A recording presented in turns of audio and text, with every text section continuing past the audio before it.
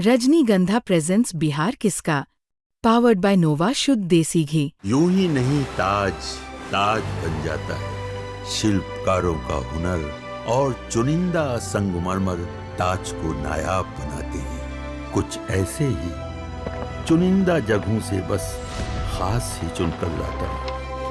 कतरे कतरे को मैं हीरे सा परखता हूँ। यूं ही नहीं मैं रजनीगंधा बन जाता हूँ।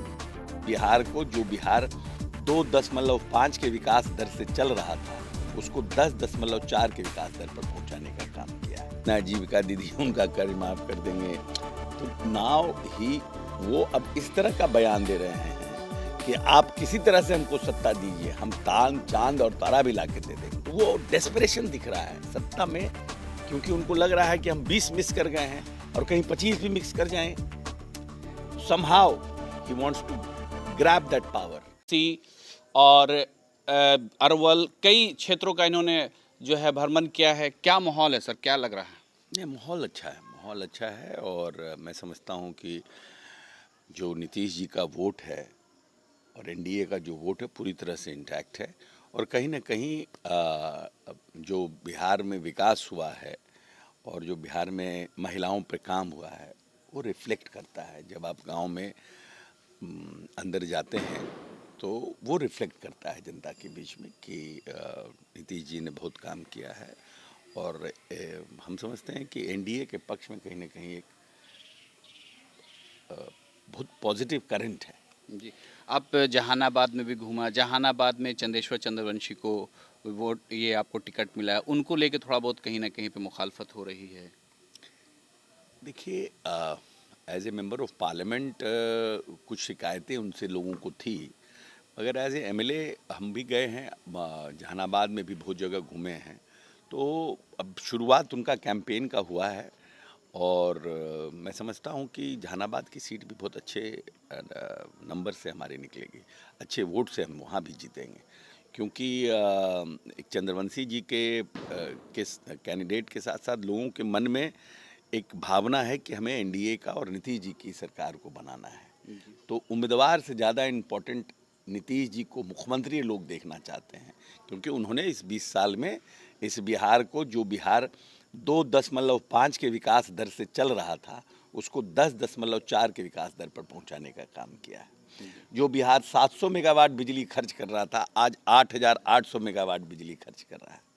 जो बिहार 7,000 के प्रति व्यक्ति आय पे था, वो बिहार 66,000 के प्रति व्यक्ति आय पर आया। तो लोगों में एक भावना है कि हमें नीतीश जी को लेकर के आना है, और मैं समझता हूँ कि ये भावना जो मतलब MY कॉम्बिनेशन है, उसके नौजवानों के बीच में भी है कि जो काम कर रहा है, जो वोट दे हमारी ताकत बढ़ा रहा है, जो बिजली दे रहा है, जो सड़क बना रहा है, जो पुल बना रहा है, जो लॉ एंड ऑर्डर अच्छा रखा हुआ है, उसके साथ जाना चाहिए आने वाले भविष्य के लिए। अब मैं समझता हूं कि आने वाले समय में इसका फ़ायदा एनडीए को मिलेगा। सर, आज तेजस्वी को मुख्यमंत्री और मुकेश सहनी को उप मुख्यमंत्री का जो है इंडिया गठबंधन ने ऐलान कर दिया है। कांग्रेस के गहलोत जी आए थे, उन्होंने। देखिए, एक तो है कि ये गठबंधन अभी भी पूरी तरह से फिक्स नहीं हो पाया है। ठीक है, यूनाइटेड फेस बनाना है, किसी को मुख्यमंत्री का चेहरा घोषित करना, ये तो बड़ा कॉमन था ना। जो व्यक्ति 143 सीट पे लड़ रहा है उसके एमएलए ज़्यादा होंगे, तो मुख्यमंत्री का चेहरा होगा, ये तो ठीक है, एक ऑफिशियल घोषणा की बात थी। लेकिन क्या प्रदेश उनको मुख्यमंत्री के रूप में एक्सेप्ट करने के लिए तैयार है? क्या प्रदेश की जनता उनको आने वाले भविष्य के रूप में, दूरदर्शी नेता के रूप में एक्सेप्ट करने के लिए तैयार है? अब उनका हम कल प्रेस कॉन्फ्रेंस देख रहे थे, उन्होंने कहा कि हम हर घर में नौकरी देंगे, जितना आजीविका दीदी उनका कर्ज माफ कर देंगे। तो नाउ ही वो अब इस तरह का बयान दे रहे हैं कि आप किसी तरह से हमको सत्ता दीजिए, हम तान चांद और तारा भी ला के दे देंगे। तो वो डेस्परेशन दिख रहा है सत्ता में, क्योंकि उनको लग रहा है कि हम 20 मिस कर गए हैं और कहीं 25 भी मिक्स कर जाएं। तो somehow he wants to grab that power, but power grab करके करना क्या है? उनके पास उतना विजन है कि वो बिहार की इतनी बड़ी जनता को, 14 करोड़ जनता को एक साथ बांध के चल सकते हैं। बिहार जो पूरे हिंदुस्तान में सबसे तेज गति के विकास दर से बढ़ रहा है, इसको और आगे बढ़ा सकते हैं। तो इन सब प्रश्नों का जवाब तो जनता ही देगी। कल उन्होंने कहा कि जो 30,000 रुपया हम जो है आपको दीदियों को जो है आपको जीविका दीदियों को देंगे, 30,000 रुपया सैलरी फिक्स कर देंगे और सरकारी कर्मचारी का दर्जा दे देंगे। अब आप इमेजिन करिए कि 1,40,00,000 दीदियां हैं और 40,000 के हिसाब से कितना होता है? सही बात। तो है कि किसी को बहुत डेस्परेट होकर सत्ता चाहते हैं तो कुछ भी बोल रहे हैं, बट ये संभव है क्या? उन्होंने कहा है कि जितने घर में नौकरी नहीं है सबके घर में नौकरी दे दे। तो उन्होंने एनालिसिस कराया है कि कितने कितने घर हैं ऐसे घर जहाँ पर 14 करोड़ में जहाँ नौकरी नहीं है। कम से कम 3 करोड़ 4 करोड़ सरकारी नौकरी ऐसे घर होंगे जहाँ नहीं है। तो उन 4 करोड़ सरकारी नौकरी देने के लिए कितने पैसे की आवश्यकता हो?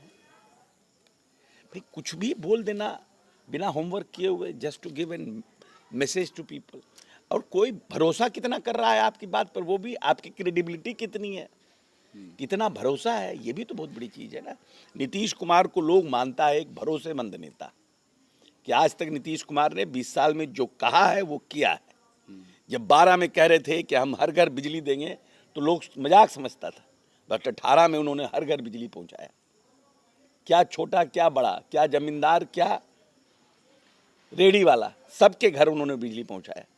तो नीतीश कुमार ने कहा हम 10,000 नौकरी और 10,000 रोजगार देंगे, 50,000 रोजगार क्रिएट किए।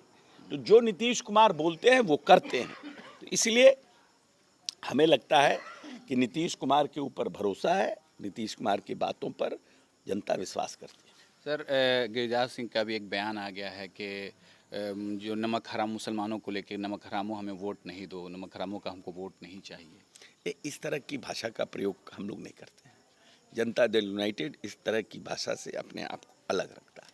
हमारे नेता का है पूरा बिहार मेरा परिवार, न्याय के साथ विकास। जिसके साथ भी अन्याय होगा उसके साथ हम न्याय करेंगे। और पूरा बिहार मेरा परिवार है। मेरा हर जो बिहार का वासिंदा है, जो बिहार की सरजमी पर जिसकी पैदाइश हुई है, वो हर बिहारी हमारा परिवार का अंग है।